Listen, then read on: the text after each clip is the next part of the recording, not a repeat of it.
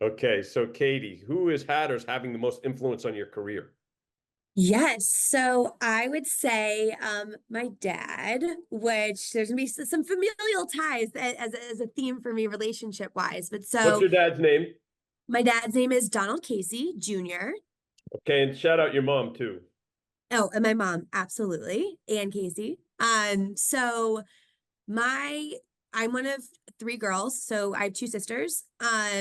And growing up, I think I wanted to be a vet. I like loved animals, but I have a distinct memory of sitting with my dad on the swing set, and we were talking about what should we do when we grow up, and he's like, "You'd be very good at marketing." I was like, "Okay, sure, I'll do marketing." Oh, wow. Okay. Wow. Just in the moment, I was that's like a miscellaneous memory that I can distinctly remember.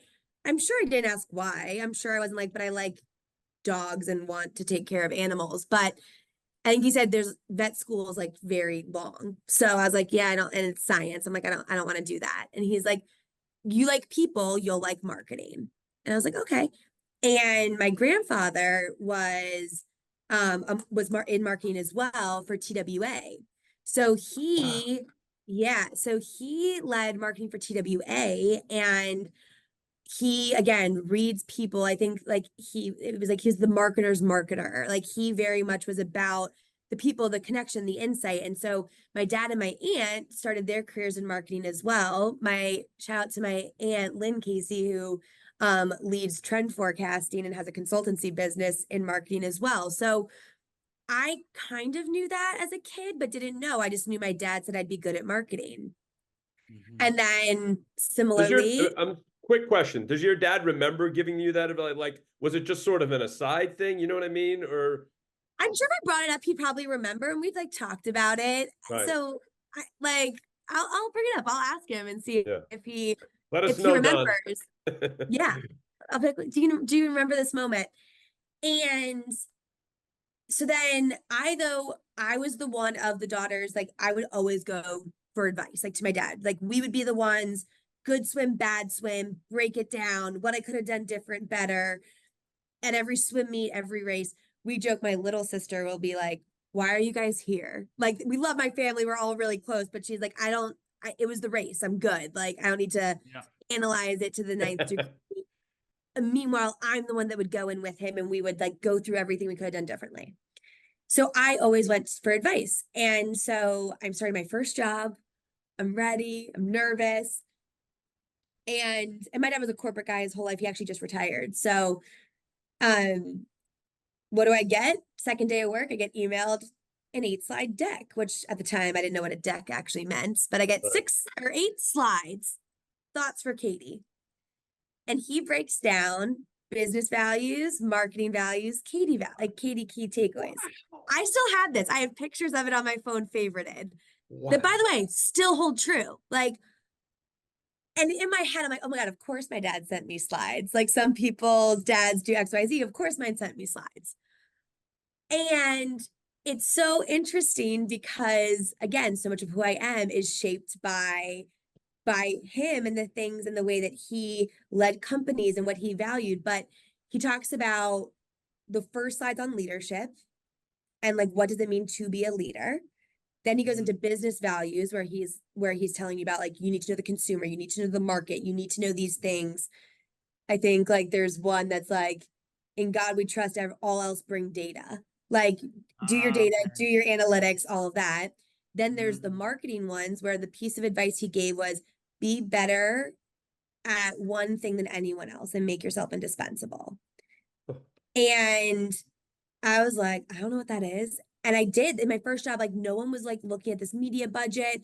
We got these slides that no one did anything with. I dug into it, learned it, knew it, made a slide that made it in the monthly exec health report because I cared about it. Right. So, and then there's also thoughts for just Katie. The first one being don't talk so fast. Um, but it ends with be yourself. And so at the time, I was like, again, like, okay, dad, thanks for the slides. But then, like, he fundamentally, from the way I grew up through understanding goal and achievement, like, and then to that, it was super impactful. And then I was fortunate enough to work at a company where we had crossed paths and he had led. And to hear and see the type of leader he was, where every single person in the building, I did not say every person in his boardroom or whatnot, it was every person in the building played a role in the company and was just as important as everything else. And I knew that growing up, but hearing it, seeing it firsthand, like he is a leader that is tough and fair and would deliver results, but he was a person and a human, which I think impacts the way that I see the people around me and what I should be focusing on. But also, I think that I did learn what type of leader I want to be and like what I want to be placing value on, because I got to grow up and see him do that. And I do think it helps me because he was he had a very successful career. And I think that helped me as I grow in my career, talking to leaders in very important meetings and all these things. I know they're all human. Yep. I know they're all a person that happens to be in this role because I got to grow up seeing that. Right. And he got to grow up seeing that with my grandpa. So I think that that has had a very lasting impact on my career. Whew. Well, That was a lot. Don gave you the blueprint. Oh yeah. And then he lived it too. So you didn't, you had what we all learn in different ways. And you had both the visual and the experiential part of it, right? And then 100%. you had the ability to then imbue it to who you are. Yes. And find my own way of doing it. And I Right. think that that's what he ended with. Be yourself. Like Right. there are strengths that I have that he didn't. And so I don't go into, Dad, this is what's going on at work. Here's this exact situation, but I'll be able to do thematics of things and how do you tackle it. And I have that sounding board, but also kind of the point we made with the Notre Dame too. I grew up and was conditioned in that way and didn't know the gift that was being given to me from a corporate perspective of the skills that I was learning day in and day out. Yep. That also is happening at like the human level and the relationship level. Wow. Talk Yeah, I about don't think there's le- anything talk much about to add legacy. unless you have something to add or you want to go to question 3. I don't have anything to add, but I do have a quick comment or question. You Yeah. mentioned your grandfather. What's your grandfather's name? Donald Casey. Oh, Ah. he's down. He's Okay, got it. Donald Casey Sr.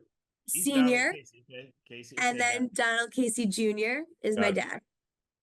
got it. Okay, and then Don Jr. And did you say that your Donald Casey Sr., your grandfather, did you say he worked at TWA? The airline, right? TWA, the airline. Okay, Yep. I remember TWA. Okay, Yeah. okay, that's what I thought I heard. Okay, wow, legacy. Who has had or is having the most influence on your career? Well, I mentioned my mom from instilling in an early discipline or an early interest in the possibilities of what institutions and organizations could do in the world and the responsibility that we all have. But the interesting thing about my career has been there've been so many different influences. I worked for an absolutely brilliant and wonderful woman at the World Cup named Juliette Morgan, who was our regional manager for the World Cup for Boston. Learned so much about marketing. It's an interesting story to me. She was a marathon runner herself, and she went on to I think run marketing at Nestle or Nabisco, but after the World Cup had worked on the Olympics in Atlanta and was managing the marathon venue and would run the course to make sure everything was, she wasn't just seeing it as the perspective of the audience, but also of the perspective of the runner and the participants. And that was a really interesting lesson to me. And I have a story I think we may get to later, I may bring up later, that you'll see how that connects to something I learned.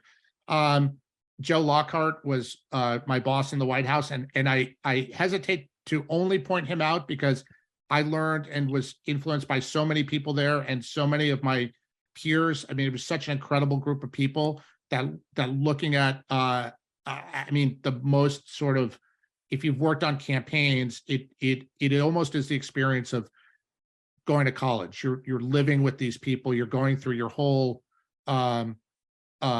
life together. And when now you're in that room with these incredibly impressive people who could all be doing other things, but decided to do public service, it's really an influence. But I feel okay picking out Joe because he also introduced me to my wife. So I feel like that's big. I won't, I won't upset too many other people. Colleagues at HBO, Pat Lee and Stu Smiley, really showed me the rigor of the creative process. A longtime mentor and friend, Brian Murphy, who ran a really pioneer marketing company called US Concepts, which did a number of things, but really in a very fun way, or fun thing is really pioneered the corporate involvement in spring break and really put MTV into spring break. But as far as how you communicate and understanding what people want to buy and how to put it together for them in a way that they're going to get the idea quickly, I learned an incredible amount. And I'm very proud that these people are, everyone I just named, I met and worked with when I was in my 20s, and have stayed friends. Some of them I've still continued to work with. Some of them have they've just become dear friends, and I continue to draw on them for advice and mentorship. And I heard one of your other episodes with the CMO of Yum Brands, I think it was, talking about this peer group that he had early in his career and how they grew together and had as much influence from the peers. And I really felt like that, particularly with our White House group. I mean, to say that I was inspired and influenced and learned from them every day would be an understatement. So I've been very lucky. There've been a lot of people through this day. That's super cool, Craig. My reaction to that is DC said it at the beginning, and you're backing up what DC said at the beginning, is that, the people that you surround yourself with says a whole lot about you. And the fact that, there's the genuine connection to these folks that you made friends with long ago that you're still in contact with says a whole lot. Also, Larry, I believe, and our producers, Jeff and Jade and Haley, will have to keep me honest on this. Larry, typically when we have guests and they answer that question, they have one or two people. Yeah. I don't think we've had anyone that has listed the number of folks that Craig has mentioned. So there's a volume to those that have influenced Craig. Now, no doubt for the other guests that we've had, certainly more than one or two people have influenced him, but Craig felt the need to raise up all these folks. And I don't find that now surprising, nor do I find that coincidental, but more on that later. Agreed. Well, I knew the show was only an hour, so I cut down the list. Oh, he learned a few things from his comedian friends. He learned a few things. I mean, it's politics meets comedy. That's the, That's right. But I in all seriousness, I mean, you learn, at least I found, I learned so many things for so many people, and obviously you hope we have mentors. I take that seriously for people who work for me and want to be that resource for people. And I think, I think particularly in the working world today for young people, it's so hard to figure out, where you fit with a shifting economy, and the job market is what it is. That mentors and seeking advice and mimicking positive behavior from other people is really critically important. And I think we all have a role to play for that next generation of people coming into these fields. Well said. Melissa, so who has had or is having the most influence on your career? I would probably have to say Jennifer Dorian. Out to Jennifer. In a number of ways, but it was her exposing me to what brand strategy meant that really gave me some direction in terms of what I found my passion to be. And so, funny story, when I had that informational meeting with her, the very first one, we talked and I said, she was explaining what she did. I'm like, wow, that sounds so cool. I want to work with you. And she's like, everyone wants to work with me. And I was like, yeah. And it was true. Everybody did. Oh, Jennifer, keeping it a buck. But, I remember I asked her one question. I said, well, what's keeping you up at night? Like, what are your challenges right now? And she explained to me that from a advertising and selling standpoint for the networks, they had an ad sales team up in New York. At the time, TNT was like the Law and Order network. So it appealed to like people 55 plus. Right. And the people selling the network were like in their 30s. Yep. Early 30s. And so she was like, I have to find a way to make this brand relevant to them so that they will sell us and we can increase our revenue. So she's like, I had this idea of putting together some dramatic occasion kits. Because through my research, I realized that these 30-somethings were living lives first. They were buying their first home, getting married, having a child for the first time. And so what better way to connect with them than to meet them where they are at the most relevant parts of their personal life. So creating these kits. And I thought that was the coolest thing ever. And that night, I literally went home, paper and pencil, and sketched a Here Comes Drama Baby onesie, a Drama Is Wedding picture frame, a Drama King and Drama Queen robe, wine charms for your new home with the elements of drama like suspense and humor or whatever. And the next day, timely, I went back to her and I said, thank you for your time yesterday. Heard what you said. Here are some ideas. She was so blown away by the fact that I took the initiative, didn't just hear it and walk away and be like, oh, that's awesome. But I did stuff. And then to take it a step further, she was like, these ideas are so creative, but they're incredibly strategic in that they can be duplicated. They're within budget. Like none of these things we talked about, but I really think that opened the door for a mentorship and now a friendship. Like I call her a friend tour. That's awesome. She's doing amazing things. And, that was almost 20 years ago. And now like she was at my wedding. She, comes and visits my child. Like we are almost like family, but there were so many things professionally that I could call on her, ask questions. I worked for her maybe 2 or 3 times within my Turner career. And those experiences, I would have never been where I am now, without them and working with her. She's a great friend tour, as you put it. She's super bright, and you hitched your wagon to the right train. That's awesome. But what's so interesting is I hate networking, and I'm not a fan of small talk and stuff like that. But I was like, I have a no jerk policy in hiring and in networking. So if I meet someone and I don't like you, they're like, yeah, I'm sorry, it's just not gonna work. But like we genuinely, authentically became friends in ways that people are like, wow, y'all really cool. I'm like, yeah, we are genuinely cool. Yeah. And I'm more appreciative of that because it wasn't strategically like, I need to be her. But I know a lot of people who think that way, which is, hey, you're here. I gotta get to know you. And I'm like, if it ain't real, it ain't right. Awesome. Love that. Do you want any follow-up? Or you want to go to the next question? Just one in the next question. Jennifer's good people. And shout Jennifer now. She is president and CEO of Public Broadcasting of Atlanta. So she continues to rise, and that's a good thing. That's a good thing. So when thinking about your career, who has had or is having the most influence on your career?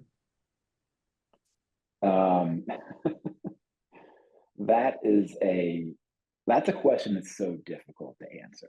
So I'm going to say the answer and then I'm going to immediately back away from it. So it's me, right? I'm responsible for my own actions and my own direction and my own, path that I'm taking. Now, in reality, I have had hundreds, if not thousands of people that have impacted me along the way, bosses, clients, creative directors, people that I don't even meet who make ads that I saw when I was a kid, right? There's always things that you can take from everyone.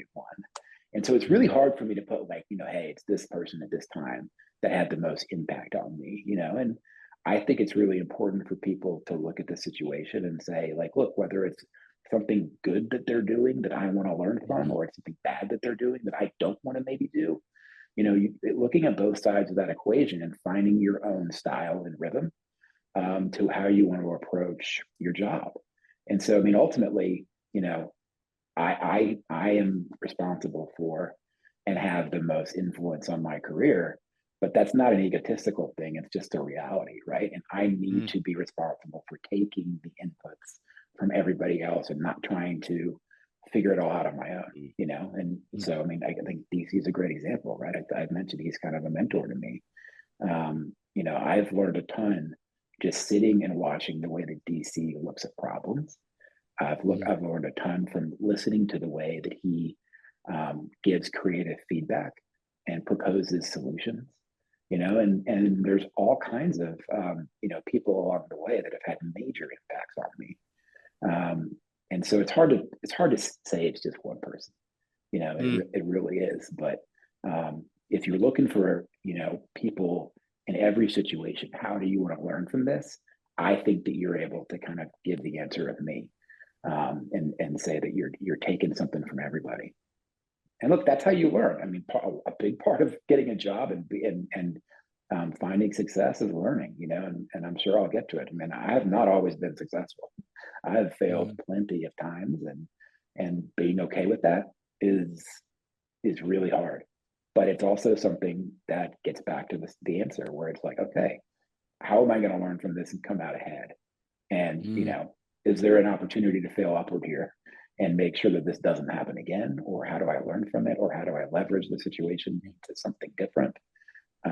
You know, and try and make your own path a little bit. All right, Jay Breezy. This question is exactly as Larry has stated it. We want to know from our guest who has influenced their careers. You have taken a different approach here, but your different approach has actually inspired me to do something that I've never done. And that is, I want to briefly talk about the influence that you've had on my career. And it has to do with mischaracterization. You do not lack confidence, nor do you suffer fools. I resemble that comment, Jay Breezy. And what I thought was going to happen between you and I is we were going to build great work together because we both have very strong opinions and we're willing to debate one another in service of getting to the best idea. You and I would go back and forth. You know this, Jay Breezy. We go, what about this? What about this? What about that? What about this?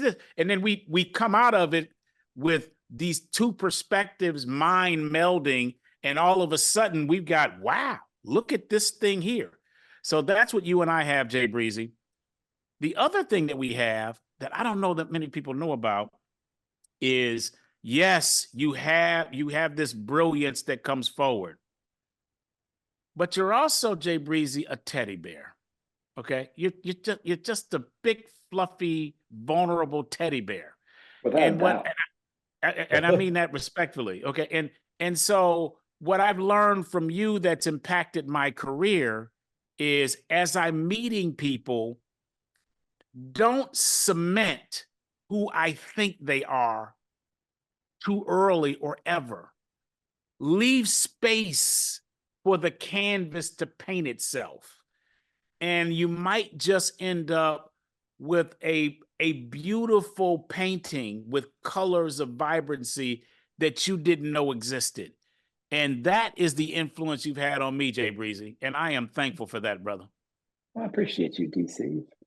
Had a similar influence on me. I mean, I think that, you know, the perspectives that you bring, and, you know, you mentioned like some of the debates we've gotten into, like, we have, I don't know, yes, you know, we definitely have, right? But every one of those has been in the spirit of getting to the best product for who we're representing and to be the most valuable for them. Yes. And that's one of the things that, you know, like I feel like I'm still learning. But early in my career, I'd have an opinion and I would be like, well, right, you know, and here's my opinion, and I was right. And frankly, I didn't have the gravitas or the leg to stand on to be right in the room with some of the people that, you know, and it came across very egotistical of me. And what I've learned, what I've tried to learn, and I'm still learning in every day, is that, you know, you got to be open to being incorrect on things, and you have to be able to navigate conversations in a way where there's tension, but it's healthy tension. And that is something that I think is super important for people because, you know, tension can come off and it makes a lot of people uncomfortable, but DC, it doesn't make you and I uncomfortable. Like, in fact, it is a valuable asset for us. We relish it. I love it. Right. Yes. And sometimes people in the room and like, you know, we'll be going at it and people will be like, God, that was uncomfortable. What are you talking about? Like, that was great. You know, and they think that I'm a psychopath, but it's not. Yes, that's right. Like, we're learning from one another. And frankly, we're just poking holes in what we're doing to make sure that there are no more holes to be poked by anyone else. Right. And that's right. and you and I are so aligned in our thinking because of our relationship outside of work and because of all the different things that we've gone through and the various stages of working together, that we just know each other really well.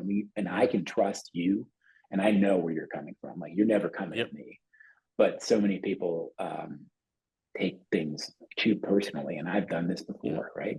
Someone disagrees with me. Well, they don't like me, or they're, you know, they must, you know, and that's really not the case. Like, if we're all doing that, we will end up with the best product possible.